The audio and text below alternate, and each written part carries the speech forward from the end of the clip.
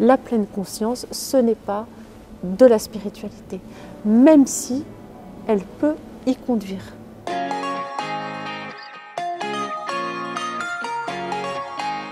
Sophie Isoard, la soif de sens de nos contemporains vous semble-t-elle perceptible? La soif de sens, ah oui, absolument. Dans tous les registres, effectivement, quête de sens, dans l'univers professionnel, quête de sens. À quoi sert ma vie? Quelle est l'orientation que je vais lui donner? À quoi, oui, à quoi est-ce que je sers? À quoi suis-je appelée? Comment être présent à Dieu s'il est impossible d'être présent à soi? Comme je disais ce matin au cours de la table ronde, Dieu a horreur du vide. Et donc, il suffit d'ouvrir grand l'espace de sa tente, pour reprendre une expression commune, pour la laisser remplir, aller dans cette tente de la rencontre. Quitte à faire des essais. Ouais.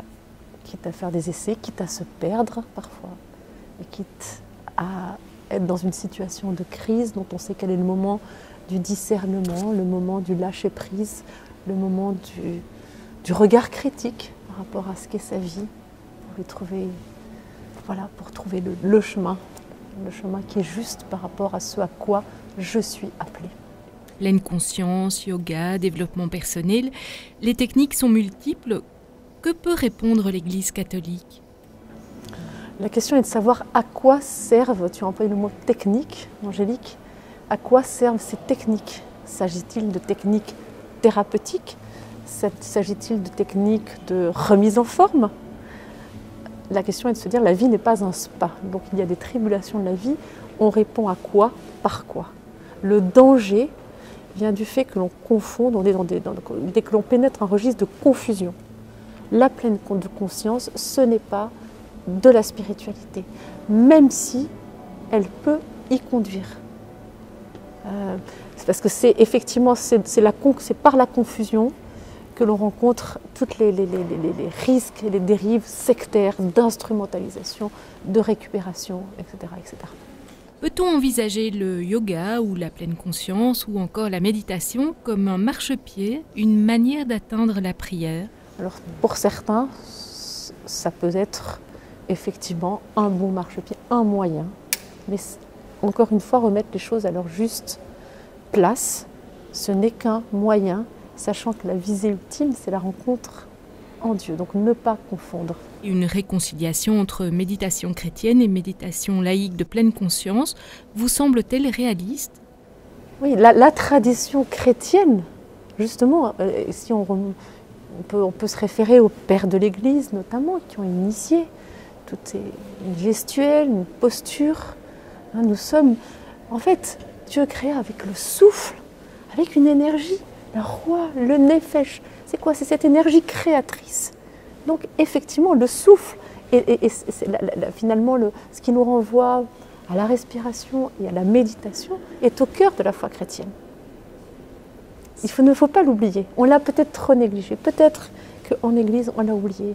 Et nous faisions référence ce matin, notamment à la louange, par exemple. Dans tous les mouvements d'éco-spiritualité, vous avez des moments de gratitude, etc. Eh bien, la louange, qui est un geste de dépossession de soi et d'ouverture à Dieu, ou l'agenouillement, qui est une posture d'humilité par rapport à toute puissance actuelle, où on veut tout maîtriser. L'être occidental, c'est un sujet autonome, qui a appris à penser par lui-même et qui s'auto-détermine par lui-même, qui a évacué Dieu et qui se rend compte bien que c'est lourd d'être un autoportant.